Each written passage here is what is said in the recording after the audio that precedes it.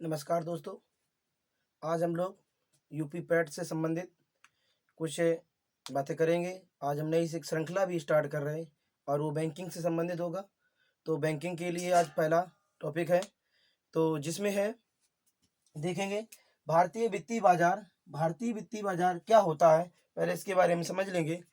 अगर कहा जाए वित्तीय बाजार है क्या, वित्तीय बाजार का मतलब होता है किसी जहाँ पर क्रेता और विक्रेता, एक तरह से कह सके बाजार ही वही है जहाँ पर क्रेता और विक्रेता दोनों रहें, जहाँ पर लाभ के लिए लोग पहुँचे, उसे हम कहेंगे बाजार। और वो कैसा होगा, अगर जहाँ पर पैसे का लेन देन होता है उसे हम कहते हैं वित्तीय बाजार। तो वित्तीय बाजार का अगर हम कहा जाए तो क्या होगा, जहाँ पर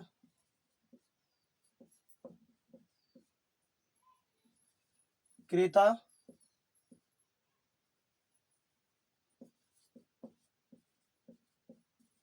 और विक्रेता हो,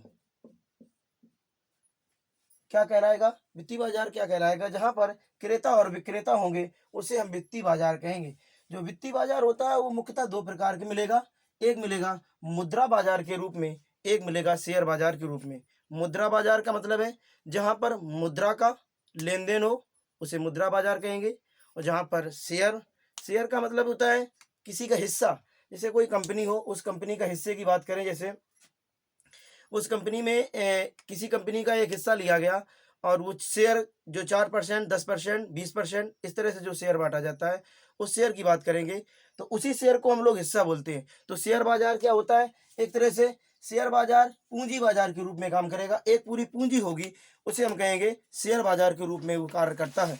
अगर जो शेयर बाजार है तो शेयर बाजार क्या है, जहां पर किसी कंपनी द्वारा, जहां पर किसी कंपनी द्वारा हिस्सा खरीदा या बेचा जाए, जहां पर किसी कंपनी द्वारा हिस्सा खरीदा या बेचा जाए उसे हम क्या कहते हैं, वो कहा जाता है शेयर बाजार। जहां पर उसे हम कहेंगे शेयर बाजार। तो पूंजी बाजार मैंने बताया, जहां पूंजी बाजार का मतलब जहां पर मुद्रा का लेन देन होता हो उसे मुद्रा बाजार के रूप में बात करेंगे। जैसे मुद्रा बाजार में बैंकिंग, मुद्रा बाजार में हम लोग क्या करते हैं, बैंक में जाते हैं और बैंक में हम लोग मुद्रा का लेन देन करते हैं। मुद्रा हम लोग जमा करते हैं और फिर वापस निकालते भी हैं, चालू जैसे का चालू खाता या बचत खाता के रूप में कार्य करते हैं। तो याद रखना उस तरह से मुद्रा बाजार होगा। पूंजी बाजार या शेयर बाजार मैंने क्या कहा, जहां पर किसी कंपनी का हिस्सा या खरीदा या बेचा जाए उसे हम कहते हैं क्या, मुद्रा बाजार, पूंजी बाजार। तो इस तरह से पूंजी बाजार या शेयर बाजार कहेंगे।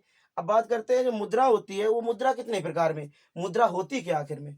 जो मुद्रा होगी वो मुद्रा क्या है, मुद्रा, मुद्रा का काम क्या होता है, जो भुगतान होता है, भुगतान का माध्यम है। भुगतान का मतलब विनिमय, विनिमय मतलब लेन देन, किसी वस्तु का लेन देन। जैसे कोई वस्तु खरीदने जा रहे हैं, जैसे सिंधु घाटी सभ्यता में आपने सुना होगा वस्तु विनिमय होता था। वस्तु विनिमय का मतलब है एक वस्तु दो दूसरी वस्तु लो, इसी तरह से विनिमय होता है, विनिमय का भी लेन देन। तो आप अगर मुद्रा देंगे तो आपको उसके बदले में वस्तु मिलेगी। तो उस आधार पर मुद्रा क्या होती है, देखें मुद्रा माध्यम, भुगतान का एक माध्यम है। हम अगर भुगतान कर रहे हैं तो हमें वो वस्तु मिल रही है, मुद्रा हो गई।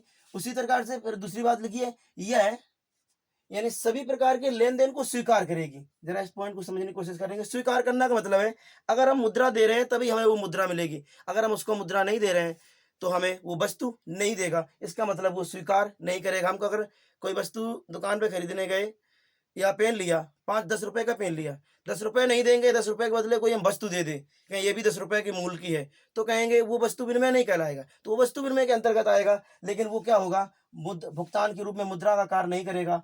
जो मुद्रा देंगे उसी की कीमत पर हमें वस्तु मिलेगी, तो वो कहलाएगा क्या, मुद्रा के रूप में। उस तरह से अगर कहे मुद्रा के प्रकार क्या है, तो मुद्रा कई प्रकार में होती है। जैसे वस्तु मुद्रा होगी, कई प्रकार में, ये तो मुद्राएं कुछ वैसे लिखी हैं। एक आपने सुनी होगी वस्तु मुद्रा, फिर कागजी मुद्रा भी होती है, ठोस मुद्रा भी होती है, धातु मुद्रा होती है। इस तरह से वस्तु मुद्रा का मतलब वस्तु का आदान प्रदान करना, कागजी मुद्रा का मतलब अभी बताएंगे थोड़ा। तो याद रखना मुद्रा के प्रकारों में एक मुद्रा का प्रकार आता है शाक मुद्रा। शाक मुद्रा क्या होती है, शाक मुद्रा एक ऐच्छिक मुद्रा होती है। ऐच्छिक मतलब हमारी इच्छा के अनुसार। अगर हमारी इच्छा होगी हम स्वीकार करेंगे, हमारी इच्छा है तो हम स्वीकार नहीं करेंगे। तो जैसे हमारी इच्छा है कि बैंक ने बैंक ड्राफ्ट जारी किया या चेक जारी की, तो कुछ लोग होते हैं चेक इशू कराते हैं, कुछ लोग होते हैं चेक इशू नहीं कराते हैं। तो इस तरह से याद रखना, तो क्या कहलाती है, साख मुद्रा कहलाती है। तो ऐसी मुद्रा जो इच्छा ऐच्छिक मुद्रा, क्वेश्चन पूछेगा ऐच्छिक मुद्रा क्या होती है, साख मुद्रा एक ऐच्छिक मुद्रा होती है जिसे व्यक्ति स्वीकार करने के लिए बाध्य नहीं है।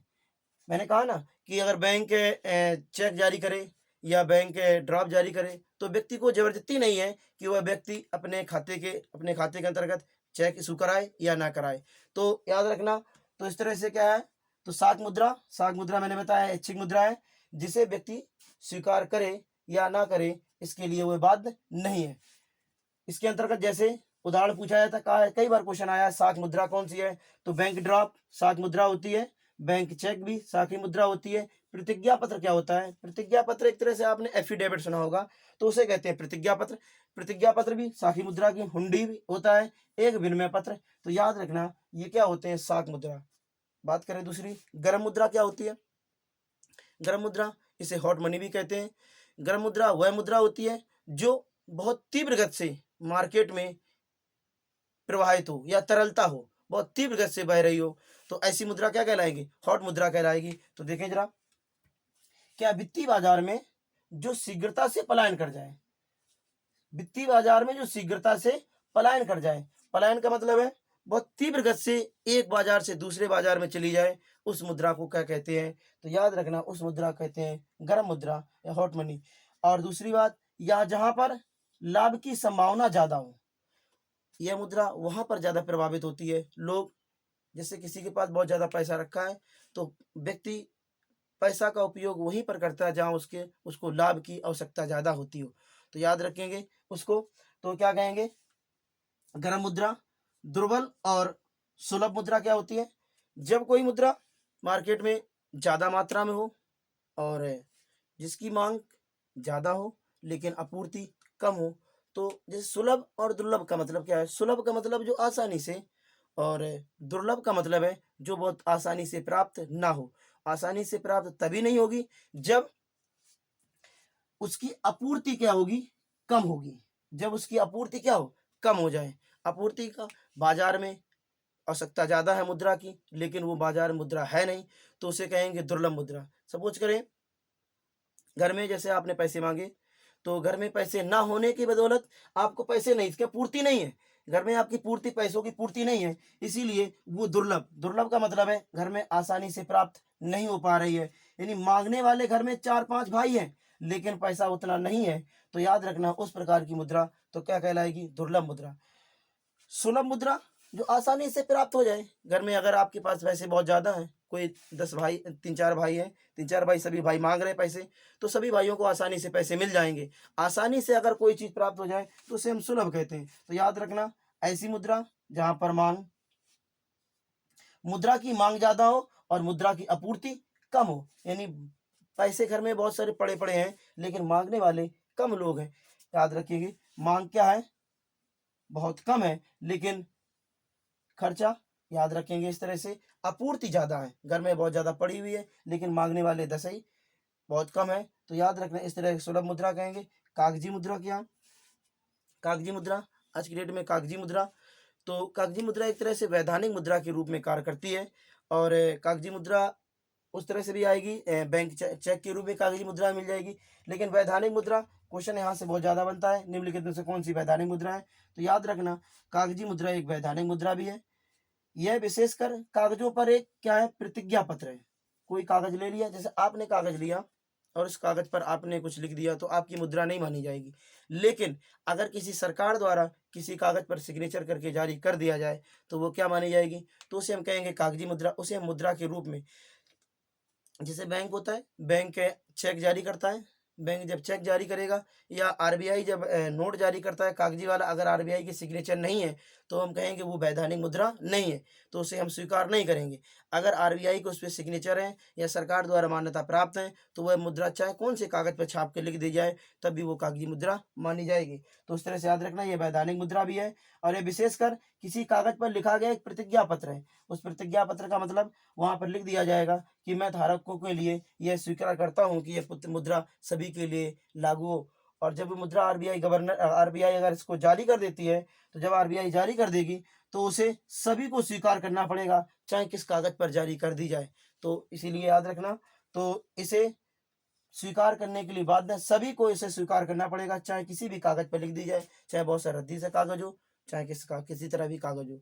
दूसरी बात, इस मुद्रा का बाह्य जो होता है बहुत ज्यादा होता है आंतरिक मूल से। आंतरिक मूल बाह्य मूल का मतलब क्या है? आंतरिक मूल का मतलब है उस कागज को बनाने में कितना खर्चा आया, उसे हम आंतरिक मूल कहते हैं। उस कागज को बनाने में कितना खर्चा आया उसे आंतरिक मूल कहते हैं। और बाहरी मूल, सपोज करो 2000 का नोट है, जो 2000 के नोट को बनने के लिए जो खर्चा आता है वो लमसम अगर हम मान लें 20 रुपया या 30 रुपया है, तो आंतरिक मूल बहुत कम है लेकिन बाहरी मूल बहुत ज्यादा है। तो ऐसी मुद्रा भी क्या कहलाती है? कागजी मुद्रा। जिसका बाह्य मूल आंतरिक मूल से ज्यादा हो उसे हम क्या कहते हैं? उसे कागजी मुद्रा के रूप में कहा जाता है।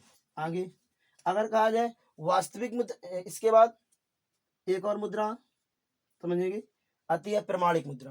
प्रमाणिक मुद्रा को कहा जाता है, दूसरा एक नाम और देते हैं, मानक मुद्रा भी कहा जाता है।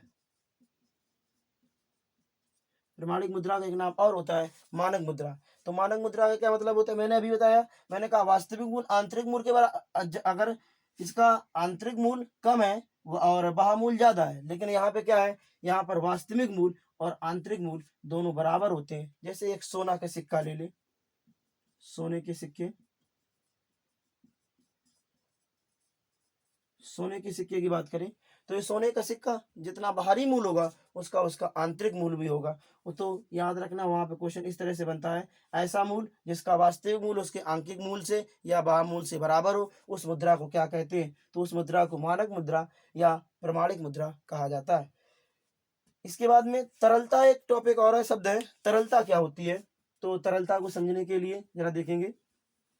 अगर कहा जाए तरलता क्या है, तो जो तरलता का मतलब है किसी चीज की लिक्विडिटी को कहते हैं फैलाव। जो जितना तरल होगा वो उतने जो तीव्र गति से फैलेगा। फैलेगा का मतलब है कि वो तीव्र गति से मार्केट में उतनी ज्यादा ही प्रवाहित होगा, उतने ही ज्यादा एक लोग से दूसरे लोग, दूसरे लोग से तीसरे लोग के हाथ में तीव्र गति से वो जाएगा। तो याद रखेंगे, तो तरलता क्या होती है? तरलता एक अल्पकालीन स्वीकृति है, बहुत ही कम समय में लोग उसे स्वीकार करके एक दूसरे के पास भेजते जाते हैं। आपने 10 रुपए का सामान लिया, कोई दूसरा आया उससे 10 रुपए ले गया और वो और कहीं चला गया। इस तरह से बहुत तीव्र गति से वह मुद्रा चलती है, उसे हम क्या कहते हैं? तरलता। याद रखेंगे। तो क्या होती है तरलता? जैसे हम तरलता में दो चीजें बात करेंगे, जैसे एक आपकी 10 रुपए का नोट है, एक 10 रुपए का या 100 रुपए का नोट है और 100 रुपए का एक चांदी का सिक्का है। एक 100 रुपए का चांदी का सिक्का है, एक 100 रुपए का नोट है। अगर हम कहें 100 रुपए के नोट की तरलता ज्यादा होगी या 100 रुपए की चांदी की, तो अगर 100 रुपए का चांदी का नोट की तरलता कहें, तो आप अगर किसी वस्तु खरीदने जा रहे हैं, 100 रुपए कोई वस्तु है, तो 100 रुपए कोई वस्तु है, आप कहें मेरे पास रुपए नहीं है, आप उससे कहें कि आप भैया 100 रुपए वाला चांदी का सिक्का ले लिए, तो वो व्यक्ति नहीं लेगा, वो ये कहेगा सीधे कि मुझे रुपया दे दिए, सीधा 100 रुपया, मुझे इससे कोई मतलब नहीं है। तो इसका मतलब जो तीव्र गति से, इसका मतलब है ये प्रवाहित नहीं हो रहा है, रुपया प्रवाहित हो रहा है, तो इसे याद रखेंगे। तो ये प्रवाहित होने वाली मुद्रा होगी, इसे हम कहेंगे। तो इस तरह से तरलता इसकी ज्यादा होगी, चांदी के सिक्के की तरलता कम होगी। आगे तो इसी तरह से, तो अल्पकालिक मुद्रा यानी अल्पकालिक स्वीकृत होती हो। इसके बाद दूसरी बात, जो अगर कहा जाए 100 रुपए की अगर हम वस्तु खरीद रहे हैं, तो हमें उस पर कोई हानि नहीं होती है, उस पर कोई क्षति नहीं मिलेगी। अगर हम 100 रुपए की वस्तु खरीदे तो 100 ही रुपए की वस्तु मिलेगी, ये नहीं है हमें 100 रुपए देने पड़े उस वस्तु का मूल्य 90 रुपया हो, तो उस वस्तु का मूल्य पर कोई हानि नहीं होती है। तो जो मुद्रा को बिना किसी क्षति के, जो मुद्रा को बिना किसी क्षति से वस्तु या सेवा में बदल सके, उसे क्या कहेंगे? तरलता कहते हैं। तो इतना ही पॉइंट रखेंगे आज हम लोग। तो इतना कि इसके बाद में इसका दूसरा वीडियो आएगा जिसमें हम तरलता के बारे में M1 M2 M3 M4 के बारे में बताएंगे, क्या होती हैं ये सब चीज़ें। तो वीडियो को शेयर करें सभी लोग, और वीडियो को लाइक करें और चैनल को सब्सक्राइब करें, ज़्यादा से ज़्यादा लोगों के पास में भेजें, जिससे लोगों को भी और ज़्यादा इसके बारे में पता चल सके। जय हिंद।